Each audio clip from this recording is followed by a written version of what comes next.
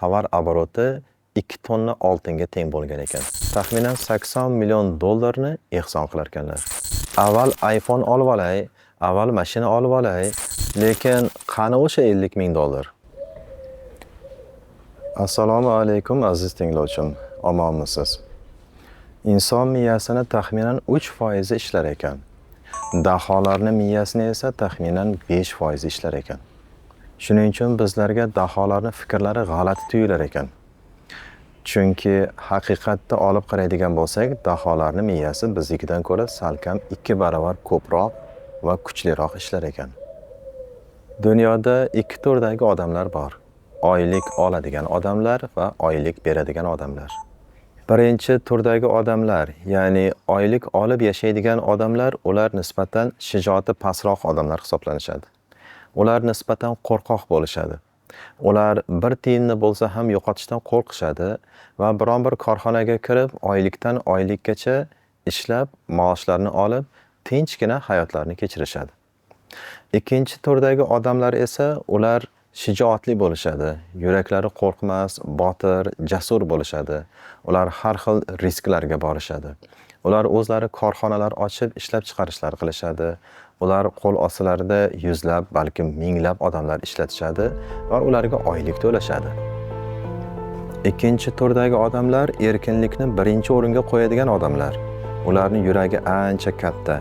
Katta pullarni bizneslariga qo'rqmasdan tikishadi. Pul yo'qotishadi. Boshlagan ishlari o'xshamasdan bankrot bo'lishadi, yiqilishadi, lekin baribir yiqilgan joylardan turib yana yurishda davom etishadi. Yangidan yangi g'oyalar o'ylab topishadi va amalga oshirishadi. Tarixdan ma'lumki, Abdulloh ibn Muborakni tovar oboroti 2 tonna oltinga teng bo'lgan ekan. 2 tonna oltinning qiymati bugungi kunda 300 million dollarga teng bo'ladi. Mana shu 2 tonna oltin bo'lgan oborotidan har yili 500 kilogrammini ehson qilar ekan u kishi. Bu bugungi kunda taxminan 80 million dollarga to'g'ri keladi. Har yili Abdulloh ibn Muborak o'zini tovar aylanmasidan, mahsulot aylanmasidan taxminan 80 million dollarni ehson qilar ekanlar. Qiynalgan oilalarga, yetim yesirlarga, tolibi ilmlarga, ayniqsa ilm yo'lidagi insonlarga nihoyatda katta pullarni sarflab ehsonlar qilar ekanlar. Yanagi yil yana 80 million dollar, yanagi yil yana 80 million dollar. Lekin buncha katta pul, 300 million dollar qiymatdagi pul bu kishiga qanday kelgan? U kishiga bunday katta pul otalaridan meros qolganmi? Yoki qarz havola qilib bizneslarini boshlaganmilar? Keling, mana shu haqida gaplashaylik. Abdulloh ibn Muborak birinchi marta biznes boshlamoqchi bo'lganlarida puli bo'lmaganligi uchun bozorga kirib tarjimonlik qilgan ekanlar. Tarjimonlik qilib topgan pullarini biznesga sarflab, ya'ni material, gazlama sotib olib, o'zlarining gazlama bizneslarini boshlagan ekanlar. Demak, sarmoya pulda emas, aqlda ekan. Demak, sarmoya cho'ntakda emas, aslida miyada ekan. Biz bo'lsak 10 ming dollarim bo'lganda qanaqa biznes qilishni, qanday qilib pul topishni o'zim bilardim deb karillayveramiz. Lekin qo'limizga ana o'sha 10 ming dollar tushganda nimalarga sarflab qo'yganimizni o'zimiz ham bilmay qolamiz. Necha kichik ishlar niyat avval boshdan yaxshi bo'lganligi uchun kattarib, rivojlanib ketgan. Necha katta ishlar niyat g'arazli, yomon bo'lganligi uchun kichrayib, borib yo'q bo'lib ketgan. Abdulloh ibn Muborak ham o'zlarini mana shu ishlarni boshlashdan oldin niyatni to'g'ri qilib olgan ekanlar. Allohdan boylik so'raganimizda uni qayerga ishlatishimizni aytishimiz kerak ekan. Niyat qilishimiz kerak ekan. Lekin vaqti kelib Alloh taolo qo'limizga ana shu mulkni berganda va'daga xilof qilmasdan va'damizga vafo qilishimiz kerak ekan. Va albatta pulimizni ana shu va'da bergan joyimizga ishlatishimiz kerak ekan. Chunki Alloh taolo bizni va'damizga ishonib bizga pul berdi. Allohga va'da berdingizmi, endi va'dangizda turing. Alloh so'raganingni beraman degan, Alloh o'zini aytganiga vafo qildi va sizga so'raganingizni berdi. Lekin Alloh taolo sizga ana o'sha so'raganingizni berganda, aynama qovunga o'xshab har xil narsalarga ishlatishni boshlab yubormang. Va'dangizga vafo qiling. Va'dangizga xilof ish qilmang. Avval iPhone olib olay, avval mashina olib olay, keyin ana shu va'da bergan narsamni qilarman, mana pul kelib turibdi-ku demang. Alloh ahdiga bevafo odamga mulk boylik bermaydi. Bersa ham siz uni ushlab qola olmaysiz. Va'daga vafo qilmadingizmi? Endi Alloh taolo sizdan barakani olib qo'yadi. Siz ana o'sha aynima qovunga o'xshab olmoqchi bo'lgan narsalaringizni, iPhone mashinalarni ham ola olmaysiz. Mabodo oladigan bo'lsangiz, uni ko'p ishlab tura olmaysiz. Alloh bir balo ofatni yuboradi va u olgan narsangiz ham qo'lingizdan tez orada ketadi. Taqdir taqozosi bilan 2007-yilda Rossiyaga ishlashga bordim. Razrabochi deydi unaqa ishning nomini. Ish beruvchi sizga nima ish buyursa o'shani qilib ketaverasiz. G'isht tashi desa g'isht tashiysiz, sement qori desa sement qoriysiz, shag'al to'sha desa shag'al to'shaysiz. Nimaiki xohlasa o'sha ishni buyuradi, siz esa qilib ketaverasiz. Mana shunday kunlarning birida menga obed tayyorlashni aytishdi. Men borib masalliqlarni olib keldim va cheburek, pirashki va tovuq oyoqlarini pishirdim. Har bir odamga bittadan cheburek, bittadan pirashki va bittadan tovuq oyog'ini tabaka qilib pishirib oldilariga tortiq qildim. Shundan keyin meni pishirgan ovqatlarim ularga yoqdi va qozon o'choqni but-butun menga topshirishdi. Qiladigan ishim og'ir emas. Mahalliy do'konlarga boraman, oziq-ovqatlarni olib kelaman va ovqat pishiraman. Mazza, ertalabdan kechgacha pichog'im yog' ustida. Insonni qalbidagi ixlos qutqaradi. Inson hayotga tashna bo'lish kerak. Inson ixlos bilan yashash kerak. Allohga bo'lgan ixlosi bilan, yaxshi kunlarga bo'lgan umid bilan yashash kerak. Ana o'shanda meni oshpazlikka qiziqishim bo'lmaganda el qatori og'ir ishlarni qilib yuraverardim. G'isht tashirdim, tuproqqa loyga belanib og'ir ishlarni qilgan bo'lardim. Men esa soya salqinlarda mazza qilib, shirin, lazzatli hidlarni hidlab ovqat pishirardim. Do'konma-do'kon yurib, oziq-ovqatlarni olib kelardim. Meni ishim og'ir ham emas edi. Pichog'im yog' ustida edi. Xulosa shuki, yoki hunaring, yoki ilming, yoki puling bo'lsin. Yoki bo'lmasa, ilm va hunardan topib biznesga tik. Ilmingni ishlatib ozgina pul top, hunaringni ishlatib ozgina biznesni boshlash uchun sarmoya top va keyin biznesingni boshla. Xohla do'kon och, xohla ishlab chiqarish qil, xohla xizmat ko'rsatish. Hozirgi kunda qancha psixologlar kunini ko'ra olmay yuribdi. Maktablarga ishga kirib 2-3 million oylikka ishlab yurishibdi.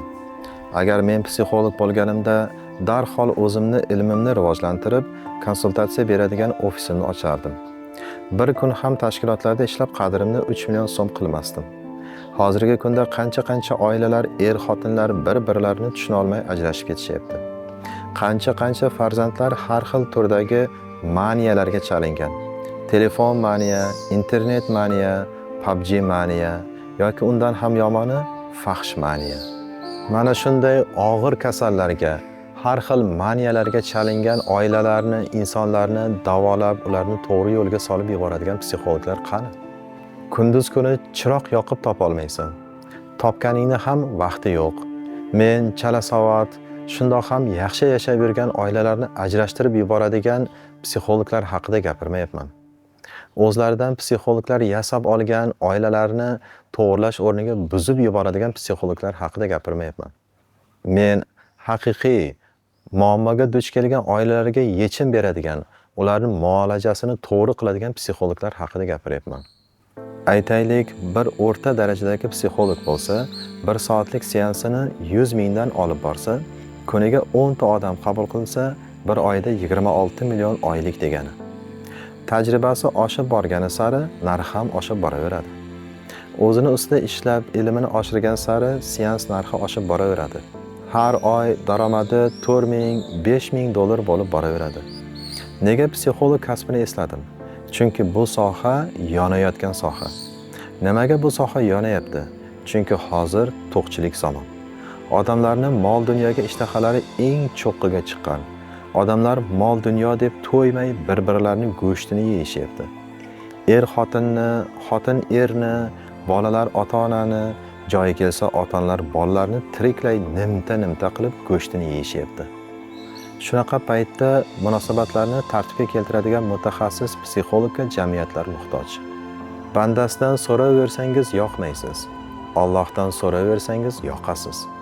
Allohdan qancha so'rasangiz Allohga shuncha yoqasiz. Bandasidan bir narsani so'rasangiz beradi, ikkinchi narsani so'rasangiz sizga yomon qarash qiladi-da, to'ng'illab bir narsalar deb tashlaydi. Lekin Allohdan so'rasangiz, bandam mendan so'rayapti, bandam menga muhtoj, bandam meni Alloh ekanligim, yaratuvchi xoliq zot ekanligim, beruvchi zot ekanligimni tan olib e'tirof qilyapti deydi va sizga beraveradi. Alloh so'rasangiz xursand bo'ladi. Ham so'raganingizni beradi, ham so'raganingiz uchun ibodat qilganlik savobini yozadi, ham nargi dunyoda jannati bilan mukofotlaydi. Hozir odamlarda ishlamasdan yeb yotishga moyillik kuchli. Buni odamlarni internetdan kelgan har xil osmondan tushgan pul yutuqlari yuborayotgan mashinniklarga chuv tushayotganidan bilsa bo'ladi. Qandaydir pul miqdorini birov bersa-yu, bu akammi, opammi, shu va'da qilinayotgan mo'maygina soqqani qo'liga kiritsa-yu, bir kunda boyib ketsa. Bir pastda dang'illama uchastka-yu kazo mashinalar olib odamlarning ko'zini kuydirib yashasa. Tekin xo'rak faqat qopqonda bo'ladi, birodar. Hech kim sizga 1 million dollarni bermaydi. Xomtama bo'lmang. Toshkent shahrida 2 xonali uy olib, uni ijaraga berib, oyiga 400-500 dollar pul ishlayman desangiz, sizga taxminan 40 ming, 50 ming dollar pul kerak bo'ladi. 40 ming, 50 ming dollarga uy olasiz, uni ichini jihozlaysiz va unga ijarachini topasiz. Ijarachini qo'yib, taxminan 400-500 dollardan har oy sizga foyda kelib turishi mumkin. Lekin qani o'sha 50 ming dollar? Uning o'rniga esa taxminan 10 ming dollar sarflab, har bir xonadon uchun belgilangan limit bo'lgan 50 kilovatli quyosh panelini o'rnatadigan bo'lsangiz, yoz oylarida taxminan maydan to sentyabrning oxirlarigacha har oy 10 milliondan ortiqroq pul keladi. Stabil daromad keladi. Qish oylarida esa kamroq. Bu esa taxminan 500-600 dollar degani.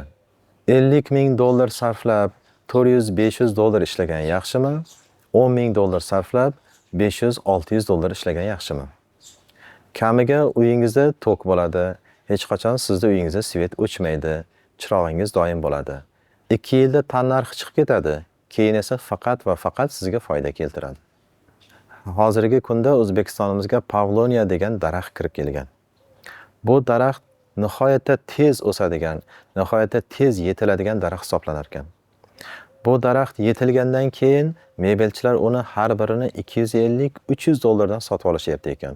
Yana ham kattalashib, semirib ketgan daraxtlarni esa mebelchilarimiz 350-400 dollardan ham sotib olishyapti ekan. Agar kimnidir bo'sh yeri bo'ladigan bo'lsa, taxminan 100 ta mana shunday Pavloniya daraxtlarini ko'chatini ekib qo'ysa, taxminan 2,5-3 yilda bu Pavloniya daraxtlari yetilib tayyor bo'lar ekan. Bu esa 30 ming dollar degani. Kesib sotasiz, mebelchilar olib ketishadi o'zlari kesib.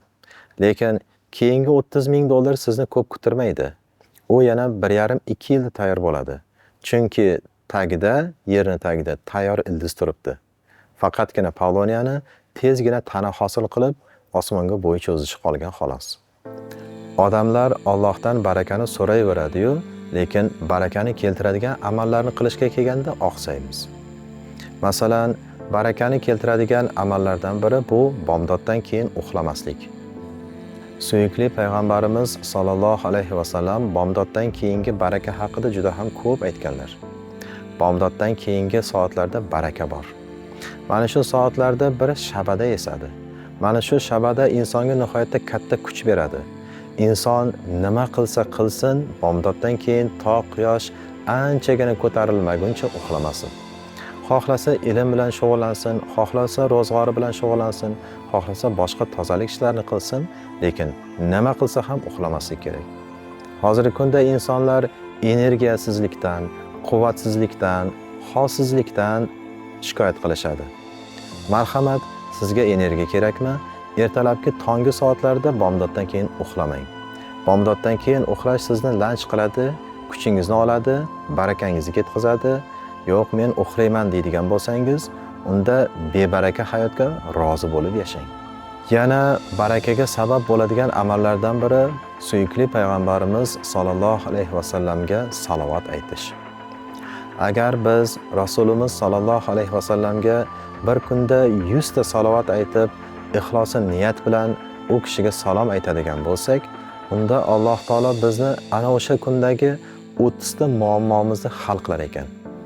30 ta ishimizni hal qilib berar ekan va oxiratda esa 70 ta muammoyimizni hal qilib berar ekan. Agar biz bir kunda bittagina ishimiz bitsa, ey Alloh, bugun shunday ishim bitdi ya deb qancha xursand bo'lib do'ppimizni osmonga otamiz. Tasavvur qiling, bir kunda 30 ta ishimiz bitib ketsa ya, 30 ta muammoyimiz hal bo'lsa ya, bundan ortiq baraka bormi dunyoda? Ashuro kuni bir yilda bir marta bo'ladigan kun. Mana shu kunda kim ahli oilasiga kengchilik qilsa, Alloh taolo uni rizqiga baraka beradi degan naql bor. Yil mobaynida baraka arimaydi ro'zg'oringizdan. Bu narsani 100 yillar mobaynida ulamolarimiz amaliy isbotlab, uni isbotini hayotlarida ko'rishgan. Siz buning uchun alohida bir ish qilmaysiz. Sizdan alohida bir xarajat ham talab qilinmaydi buning uchun. Bor yo'g'i har doim oladigan kartoshka piyozingiz va shakar qopdagi unlaringizni ana o'sha kunda Ashura kunni niyati bilan qilasiz xolos. Bor yo'g'i boshqa kunda farzandlaringizga, ahli oilangizga olib beradigan kiyim-kechakni o'sha kunda qilasiz xolos. Va sizdan bir yil mobaynida baraka arimaydi. Har bir qilayotgan ishingizda, yashayotgan umringizda, qilayotgan tafakkuringizda va ilmingizda hammasida baraka bo'ladi. Yana barakani chaqiradigan amallardan biri bu bo'ydoqlarning uylanishi. Boshing ikki bo'lmaguncha biring ikki bo'lmaydi deydi dono xalqimiz. Xuddi shunday. Uylanishni turgan bitgani g'alva, lekin uylanmasdan qilingan harakatdan ko'ra uylangandan keyingi qilingan ishning barakasi chandon ortiq bo'ladi. Barakani chaqiradigan yana bir amal bu kam ovqat yeyish. Ko'p ovqat yemang. Ko'p ovqat yeydigan bo'lsangiz, sizda kasallarning zo'ri bo'ladi. Ko'p ovqat yeydigan bo'lsangiz, siz tabibni zo'rini topishingizga to'g'ri keladi. Chunki siz kasallarning zo'riga yo'liqasiz. Shuning uchun bugundan boshlab o'zingizda yeb ichadiganingizni nazorat qiling. Nega bu mavzuni esladim? Nega bu mavzuda gapirdim? Chunki bugungi kunda millatim o'risning qo'lida xor bo'lyapti. Begona yurtlarda nohaq qamoqlarga tushib, urushga borishga majbur qilinyapti. Istagim, niyatim, millatim o'sha yurtlarga qora ishchi bo'lib bormasa. O'sha joylarga borib qiladigan og'ir ishlarni 100dan birini o'zimizning yurtlarda qilsa-yu, topganiga Alloh baraka berib, bola chaqasi bilan yeb, ortganini farzandlarini repetitorlariga, universitetlarga sarflasa. Alloh millatimizni ilm ahllaridan qilsin. Ilmlilarga muxlislardan qilsin. Olim farzandlar yetishtiruvchilardan qilsin. Rizqimizni keng qilsin, ketmas davlat bersin. Haloldan topib, halolga sarflashimizni nasib qilsin. Roligim sizga yoqqan bo'lsa, like tugmasini bosishni unutmang. Izohlarda 10 million oylik deb yozib qo'ying. 10 ming dollar oylik deb yozib qo'ysangiz ham mayli. Allohga oson. Ol qulim desa, 10 million so'm oylikni ham, 10 ming dollar oylikni ham beradigan Qodir Allohning o'zi. Alloh uchun har ikkalasi bir xil.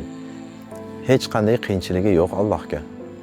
Obuna tugmasini ham bosib qo'ysangiz, keyingi roligimni birinchilardan bo'lib siz ko'rasiz.